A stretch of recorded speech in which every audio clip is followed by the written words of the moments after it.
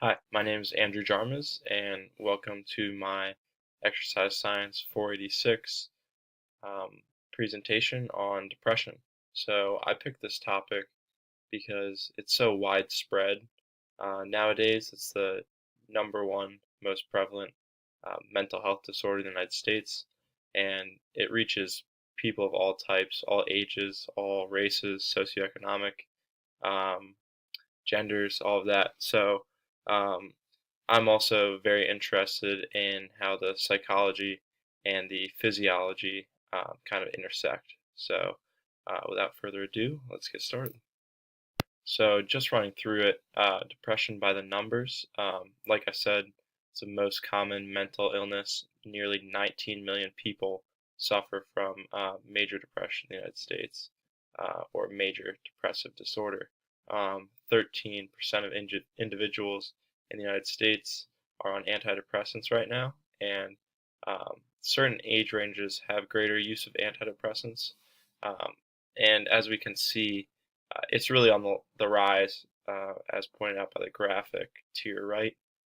People between 18 and 44 in 1988, only 1.6% of them were taking antidepressants, and that jumped up to 8.9% by 2014.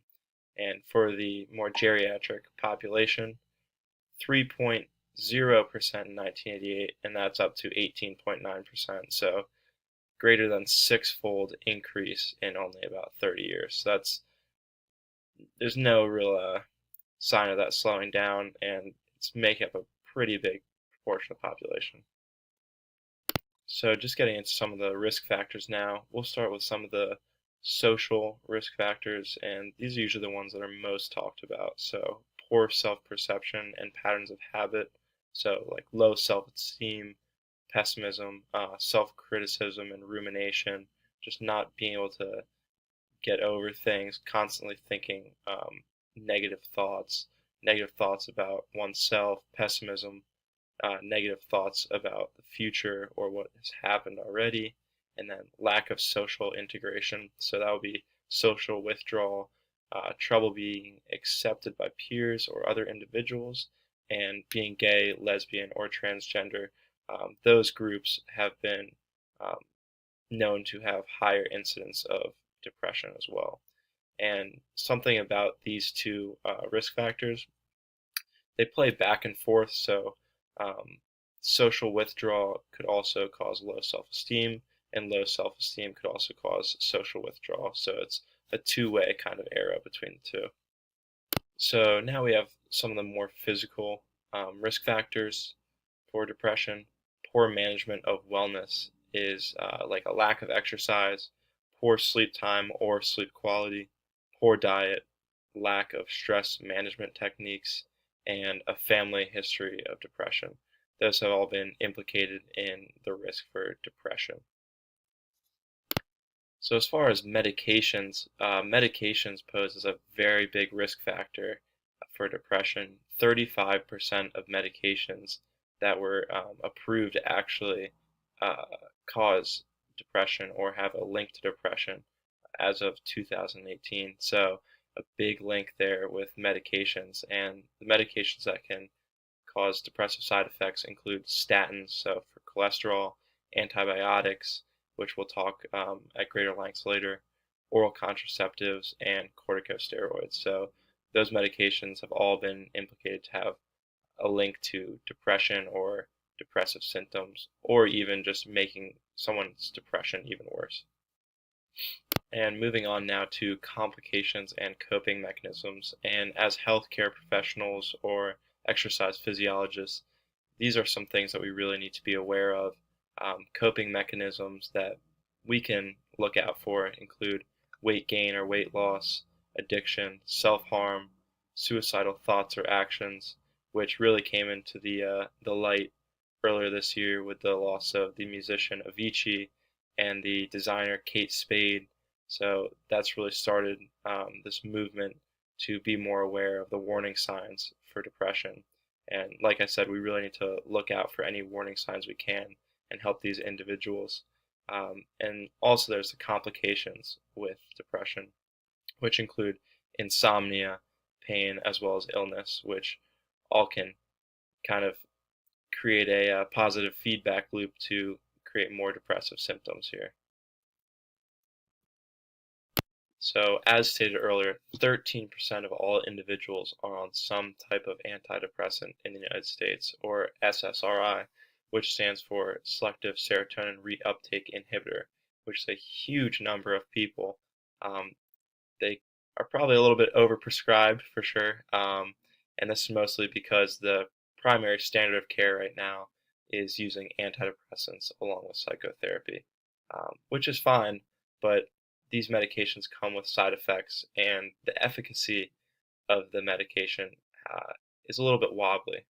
So back in the 1970s, when they're first doing the clinical trials, someone with depression had to actually be hospitalized to be included in the studies. So um, back when they were doing the original studies, 70% of people had a positive effect from the medication as compared to 30% of people with the placebo. So uh, definitely a positive experience with the medication. But then in the 1980s, the DSM manual, which is a diagnostic manual for psychologists and psychiatrists, was expanded. And when that happened, a lot more people were included in this major depressive disorder. And when that happened, they redid all the clinical testing to include those individuals. So at that time, um, they found that 40% of people now received a positive benefit from the SSRIs as compared to only 30% with placebo. So very, very small margin, especially when you take into account the side effects that these individuals go through. So increased appetite and weight gain is one. Low energy levels. So when you put that together with increased appetite and weight gain, you're not going to get as great of workouts in. You're going to be more lethargic, more tired. So that's certainly a problem for individuals who were trying to train. Anhedonia, that's when like you don't really care about the outcome of things. They could kind of go either way, and you're kind of just apathetic towards it. Addiction and withdrawal, two really big things, and suicidal thoughts and actions. So these are really important things for healthcare individuals and exercise physiologists to be aware of when uh, when training anyone with depression that's on these medications. So the pathophysiology of major depression is very complex, and the mental disorder spans a wide range of individuals across age ranges, demographics, and cultures. So it's really hard to just reach a general understanding because there's so many factors that need to be accounted for here. So one of the main pathophysiologies is hormonal imbalance. So low testosterone in males and low estrogen in females has been linked to greater risk of depression and worsening of depressive symptoms. In addition, inflammation in a study of 73,000 people, um, they studied inflammatory biomarkers IL-6 and C-reactive protein, and they found that individuals with depression had 50% higher um, levels of C-reactive protein IL-6. So a very big correlation there. The pathophysiology spans a wide range of individuals, including many age ranges, demographics, and cultures, which makes it hard to account for so many variables. So one of the um, potential explanations is hormonal imbalances. Women with low levels of estrogen have had worsening depressive symptoms or caused depression. In addition, low testosterone in males have had the same impact. In addition, inflammation. So, a study of 73,000 individuals, they found that those that had higher levels of C-reactive protein up by 50% and IL-6 up by 50% was connected to a greater risk of depression. In addition, the gut-brain axis, so in your small intestine, large intestine, and your colon, you have bacteria. There's some good bacteria that help with digestive processes and the creation of serotonin. A lot of people would be surprised to know that 90% of serotonin is actually made by microbes in your gut. So what happens is a diet lacking in fiber, the gut decides to feast on the mucin cell wall.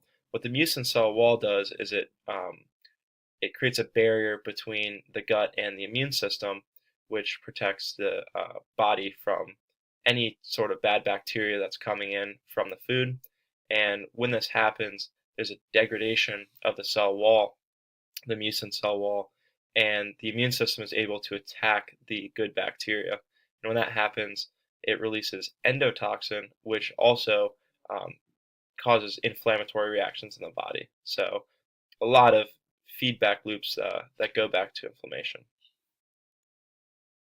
So rather than using medication, we could also try a wellness-based approach, which would include nutrition, using a whole food, high fiber diet, high intensity exercise, which help create endorphins that alleviate depressive symptoms, as well as sleep in greater quantity and quality.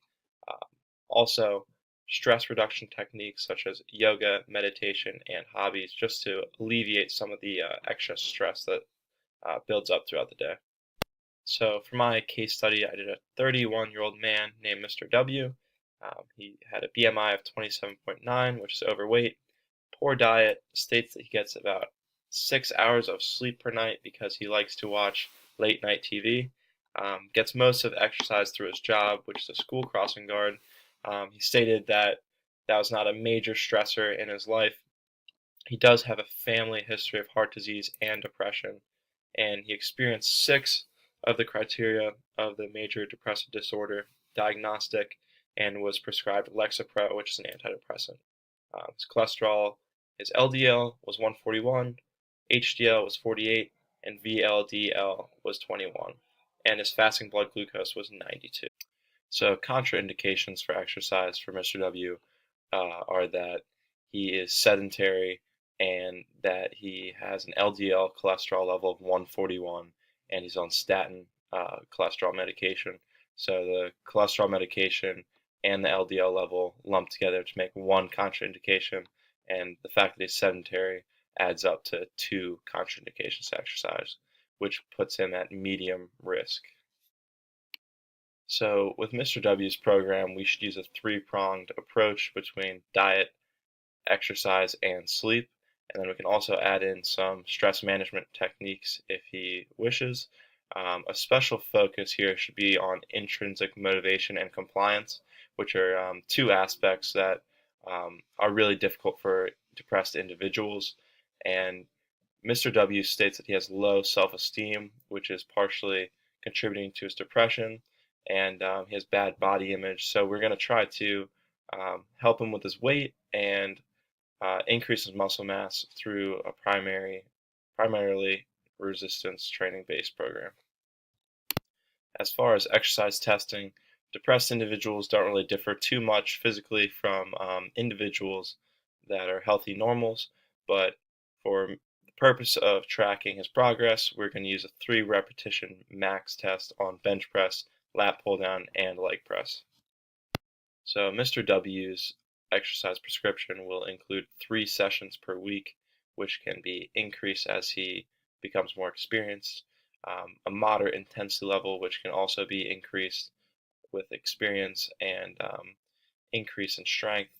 The time will be about 45-minute sessions, including warming up and cooling down, and we're going to predominantly use resistance training, starting out with machines and then progressing on to barbell and dumbbell movements as he becomes more experienced. In addition, we also want to refer Mr. W to a nutritionist who can help him tackle that aspect of wellness. He should also be referred to a sleep clinician to emphasize sleep quantity and quality. Due to his weight, he could have problems like sleep apnea that could be interfering with his sleep. Also, we could see if we could implement some type of mindfulness-based practice to further reduce his stress, and an overall goal would be to get Mr. W off of statin medications to further decrease the risk of his depression. So in closing, I really hope I was able to teach you guys some new things about depression, risk of depression, and physiology of it. Um, in closing, I just want to show you my references. And thank you again for tuning in, and see you later.